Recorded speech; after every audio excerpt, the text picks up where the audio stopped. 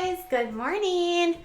It's Katie from Without a Crystal Ball. How are you? I am tired. We got through our first night with our kittens, but they are doing better this morning. I can't say I am, but hey, I got in the middle of a cat and a dog. I'll survive. Thank you. Anyways, welcome. It's Friday. So happy to see you here. Happy you're here. Let's talk about Jessa Seewald. She recently put together a video about her experience with her having her children. And the video was pretty detailed. She probably spent the bulk of the time talking about her first delivery because that one was actually the longest and had the most complications. But it was interesting that in a lot of what she shared, I had some questions about some of the things that she talked about, but at the very end of her video, she talked specifically about her birth with Ivy. Now, we know that recently the birth story was actually released on TLC. And on TLC, it was actually surprising because we saw Jill, right? Jill Dillard showed up at the delivery for the first time. She hadn't been on Counting On in years, since 2017. And suddenly she's there and people were like, wait, whoa, Jill was there? This is weird. Why is Jill there? They're filming this, right?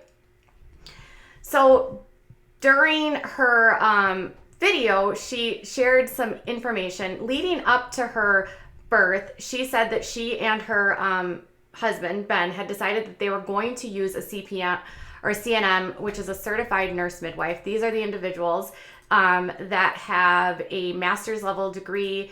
They are nurses, and then they get a master's level training beyond that, where they can do pretty much everything that an OB does, except for the major stuff like C-sections. So she talked about how really some of the differences of going with someone in the hospital versus away.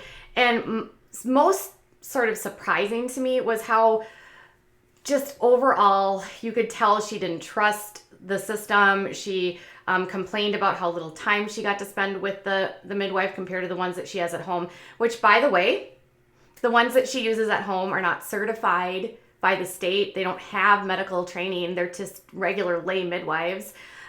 So she would have had much better care had she been in the hospital with this midwife. But she says that she found out shortly before she gave birth that the midwife was going to be out of town for 10 days. She assumed that because her previous pregnancies had gone late, that this wouldn't be an issue. And she had said that, it's fine. I go late all the time. No big whoop. Now, she did in the earlier, like in the beginning, explain that, her delivery with Spurgeon was complicated. She was in labor for a couple days. He was really large. She actually had some tearing, and she needed to go to the hospital right after. And she stayed overnight. And there was like so many different red flags that sort of popped up. She didn't progress, and she wasn't progressing. But then for some reason, she wants to go get help, but her mom talks her out of it and says that she is, or she doesn't call her mom out, but she references her birth team, which is weird because at no point when she's describing Spurgeon's delivery does she talk about the midwife being there at all. Instead, she says she calls the birth team, which was her mom, Ben's mom, and some of her sisters. She never mentions the midwife actually being there, nor does she mention calling the midwife for the delivery. So it appears as though her mother and Ben's mom were the ones that were involved in making the decisions. And after hours and hours and hours of not progressing, Jessa wanted to go. They decide and she hears them saying that she's not progressing. She says she's worn out, she's tired, she wants to go get the epidural. And they're like, no, you're fine. Which made me wonder, like, why would they want to talk her out of that? That's just weird. Well, eventually she finally gives birth, and, it's 2.5 hours of pushing at home. She tears and she hemorrhages, which makes me think if she would have gone to the hospital, probably some of those things could have been avoided with proper care.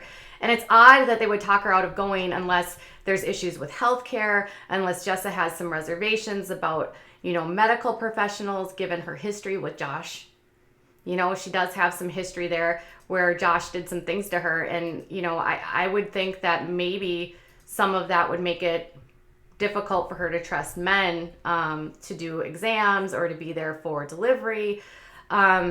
And then there's her religious beliefs where, women are supposed to be modest. There's just so many things here that make my sort of heads like I was getting goosebumps when I was listening to that part of it. But it was really, she doesn't really seem to get how serious what happened with her with Spurgeon was. 2.5 hours, not progressing, tearing, hemorrhaging. It's a lot. So with her next birth, instead of, knowing that she's high risk at this point, she decides that she's going to do another home birth. And that one actually goes better. But with Ivy's, again, we have some of the same issues. But the interesting thing is that, here, I'll play this for you. With a midwife in the hospital, and that may be something that we'll consider again next time. So as we got closer to Ivy's delivery date, my midwife said, hey, I'm going out of town for like 10 days. And I was like, oh, no worries. Like, I always go late. I'll go 5 days late. It'll be just fine. And then Ivy decided to come early. Dan and I were at home Sunday morning, get up. I was making a smoothie. We were getting ready to go to church, and my water broke.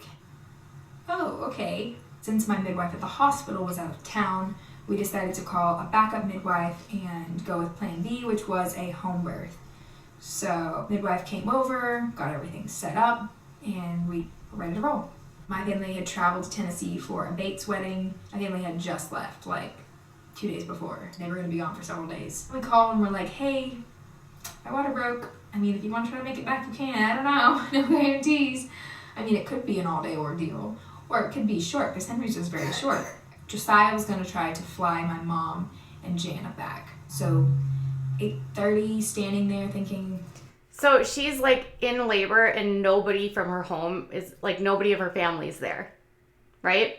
So Jana's not there and Michelle's not there, who are her birth team. So here's where, like, just listen to how she describes this. All right, now we got to figure out somebody to take the boys. We called Ben's mom. She said she would come and help out with the kids. I called Jill. Jill was the only other sister in town. It's like, hey, you want to come on over? Jill came over. John came and picked up the kids and kept them until Ben's mom got into town. And then I just waited. I kept thinking, okay, once I get the kids sent off, like, my contractions will start. They didn't start. It was like an hour later, and then 2 hours later, and I was like, okay, this is ridiculous. Once your water breaks, you're pretty much on a time clock. And I was like, I'm not just gonna sit around and wait for something to happen. So I made myself a goal. I said, if contractions don't start by noon, then I want to do something to reduce contractions. I remember my mom had taken castor oil before. I think she'd maybe taken like a whole bunch of it. So I knew that was an option. So noon came and went, and I said, all right, time to do something. I'm going to take some castor oil and I'm going to go on a walk. Jill said, just take 2 tablespoons. Don't overdo it. Like, just 2 tablespoons. So, okay, so Jill is literally the only person in the family that's home. The only person. The only sister. So she says, Jill's the only sister there. So she came and helped. Think of being Jill in this scenario. Think of being Jill in this scenario. She is at home because she's not invited to this wedding that the rest of her family was invited to. So not only is Jill shunned by her parents, she's being shunned by the Bates. So literally everyone in the family is at the Bates wedding and she's not invited. And Jessa is in labor. Nobody can get there. And then Jessa's like, oh, I guess I'll call Jill. Hey, Jill, I know that, like, we never talk, but can you come and hang out and help me give birth? And she shows up, which again indicates that Jill is way nicer than the rest of her family, is there for her family despite the way that she's treated by them, and helps her sister through this, even though she was not allowed at the house, not allowed, unless Jim Bob's there. And that's another reason we know why she's allowed, because Jim Bob is literally not there to prevent her from going, and none of her siblings are there for her to potentially influence. So the only reason Jill is allowed at this is because nobody else is there and nobody else can help. Think of what that would do to someone. I can't even comprehend in my brain how that would make me feel. I would feel really crappy, but because Jill is so used at this point to probably getting scraps, she was probably thrilled to be able to be there for her sister. I had a big lunch of quinoa and beef, and I was snacking on some Triscuits and stuff, and then I made up a little smoothie and threw 2 tablespoons of castor oil in there and drank that thing down. And it was gross. It said odorless, tasteless, but that was gross. It tasted like blended up crayons. It tasted very oily. And then said I wanted to go walk the stairs. So I went over to my family's house and walked up and down the stairs about San Jose David Spurgeon about 15 times, doing kind of lunges every other step. Pretty soon after that, we hit the 2-hour marker from taking castor oil, and my contractions kicked in. And from there, didn't really slow down. Came back home and things were really moving along. So it was 2:30 and Ivy was born at 5 p.m. So super short. 2.5 hours of real actual contractions and being in labor. Still the same horrible contractions. Totally felt them in my lower back like I always do. I found out I've been to these hip compressions that really helped to just take the edge off. I mean, they still felt horrible, but it took the edge off. So I'm sure his hands were probably sore, but he did that for me for a long, long time. Then probably the last 45 minutes or so, I decided to birth in the same position that I had with Henry. And look, there's Jill supporting her sister, being the good sister that she is, being there for Jessa. Any sister in the world would be so lucky to have a sister like Jill who's there for you. And this family takes her for granted and doesn't invite her to things, doesn't allow her at places. It's mind-blowing to me. The couch, and I gave birth right there. Then later somebody told me there were these headlines like, Jessa Duggar gives birth on couch. I'm like, yeah, kind of planned that one. It wasn't like, oh my goodness, the baby fell out on the couch. No. After Ivy's birth, we ended up going to the hospital again for Pitocin. The boy came there to the hospital. Okay, and then she just completely leaves out why she had to go to the hospital. Oh, we had to go to the hospital for Pitocin. It's fine. No, they had to call 911, which was literally on the birth special, because she didn't stop. You know what I'm saying? There was still stuff coming out and she didn't stop. And instead she's downplaying it yeah, we went, it's fine. And totally normal and everything's good. It's not good. And now, even with all of this given, twice now that she's gone through this, she says that she'll do this again. She might consider a hospital birth. But it's only if, maybe. I can't see how anyone would even take her risk on at this point, given her history, which gives me 2 thoughts. Either this next time she'll go out without any sort of prenatal care, or she'll be forced to do the hospital birth. But the longer she does these types of situations and doesn't get the care that she's needing, it's going to put her life at risk and the baby's life at risk. And I worry then as well is if she's not taking care of herself and refusing this sort of care and sort of downplaying the severity of what she's going through, that makes me worry about what kind of health care she's getting for herself, what kind of health care the kids are getting, and why she's making these kinds of decisions.